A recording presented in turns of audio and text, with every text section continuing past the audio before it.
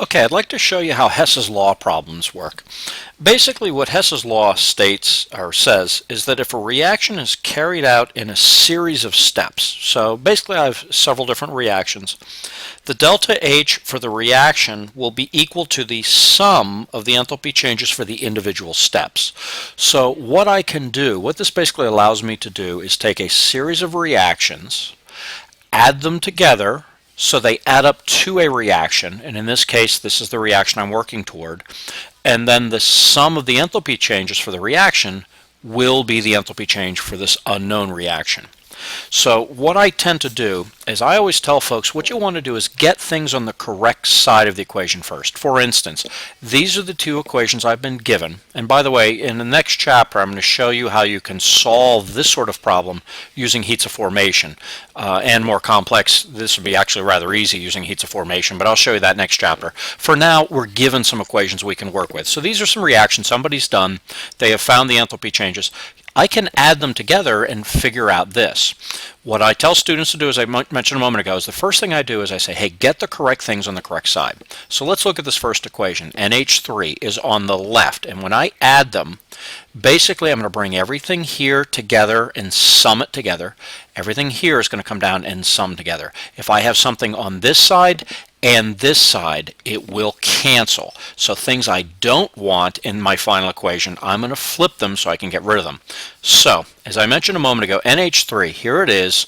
I actually don't want that down here at all in my final equation, so I'm hoping that will cancel in a minute. O2 I seem to need on the left side, so for the moment let me leave that there. NO I want on the right side, and notice NO, the only equation that will put NO on the right side when I add this together is this one. So what that lets me know is I can't flip this one. I'm just not going to be able to because I need NO on the right. H2O clearly I'm going to want to cancel because I don't want that in my final equation either. So let's look at the second equation. NH3 again I'm going to want to cancel. O2 seems at the moment like I do want it on the left, and I already have some O2 here, so let me see what happens. Here's a problem. N2 is on the right. I need N2 to be over on the left side. So what I'm going to have to do with the second equation is I'm going to have to reverse the equation. So what I'm going to do is I'm going to rewrite this. I'm going to put 2N2 plus 6H2O arrow 4NH3 plus 3O2. Now I'm allowed to reverse reactions like this, but what happens then is my delta H now becomes positive 1530 kilojoules. So what I've done is I've just simply taken the second equation and I've flipped it. So now I'm going to add these two together and see what I get. And if you'll notice, there's a lot that's going to work out for me.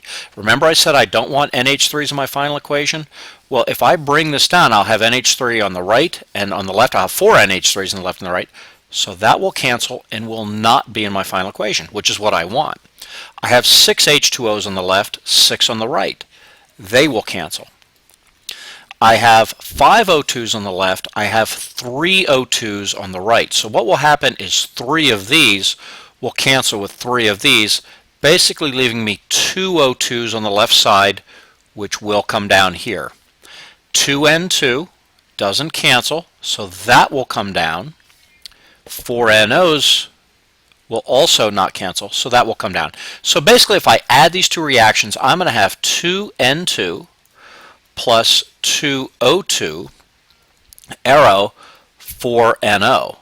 The enthalpy change for this reaction can be calculated by simply adding these two numbers together. And if you do add those together, I believe, let me think here, is it 360? I believe you're going to get positive 360 if I'm doing my math correctly. But the problem is, of course, you'll notice this is exactly twice the equation. This is my final equation that I do want. I have exactly twice that. So if I just divide all this by 2, divided by 2, I don't know how to write this, that would cause this to go away, and this to turn into a 2, which is what I want. So you divide this by 2, and then my delta H for my final reaction is going to be positive 180 kilojoules. Okay, so that would be my enthalpy change. So now that lets me know it's an endothermic reaction, and I've predicted now the enthalpy change for this reaction by simply adding this together. So let me go through those steps again. look at the reactions you're given, get the correct things on the correct side. If you need things to cancel, make sure they're on the opposite side. If you only have one option, and like for this, in this case the N2, I need it on the left, get it on the left by flipping the equation. When you flip an equation, you can do that, just change the sign. You can also multiply an equation by something, divide an equation by something, but whatever you do, you also do to the enthalpy change. So that's all I did. I lined the things up the way I needed them, so they added up to my equation. I got an equation. In this case, it was twice what I needed, so I divided the whole thing by 2, and I got my final answer. And so in a very simple way, that's all you do with Hess's law, is you're simply adding these equations together. So that's all.